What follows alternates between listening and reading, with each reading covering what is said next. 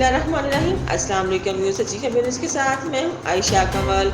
सियालकोट से crime reporter Syed Siam Shah की report के मुताबिक सियालकोट पुलिस का पुलिस तहफ़्फ़ुज़ मरकज़ के फॉर्म से नशे के आदी ज़िंदगी से बेजार अफराद की ज़िंदगियाँ बदलने का सफ़र जारी।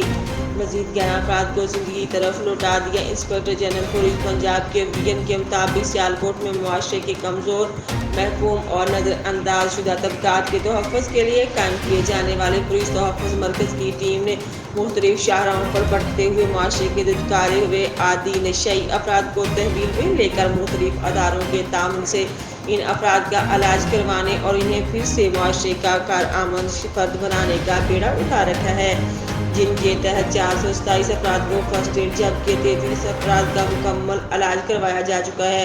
इलाज मुकम्मल होने के बाद वापस आने वाले 11 अफराद के एजाज़ में DPO सियालकोट मोहम्मद हसन इकबाल की सरबराही में कॉन्फ्रेंस रूम पुलिस लाइन में एक शानदार तकरीब का इनेकाद किया गया, जिसमें नशा की लत को छोड़कर ज़िंदगी की तरफ वापस आने वाले अफराद की फैमिलीज़ के साथ समाजी, कारोबारी और दीगर शोबाए ज़िंदगी से ताल्लुक़ रखने वाले अफराद ने शिरकत की।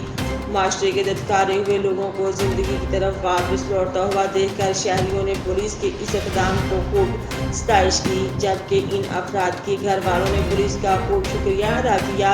इस मौका पर DPO सियालकोट मोहम्मद हसन इकबाल ने कहा कि नशा एक लानत है जिसकी वजह से कई नौजवान अपनी ज़िंदगियाँ बर्बाद कर चुके हैं। सियालकोट पुलिस ने मुआशरे के नासूर मंशियात फरोशों के खिलाफ क्रैकडाउन जारी कर रखा है, ताहम इसके साथ साथ जिल्लत और रसवाई में गिरे हुए नशे के आदी अफराद को दोबारा ज़िंदगी की तरफ लौटाकर मुआशरे का कारआमद फर्द बनाया जाए।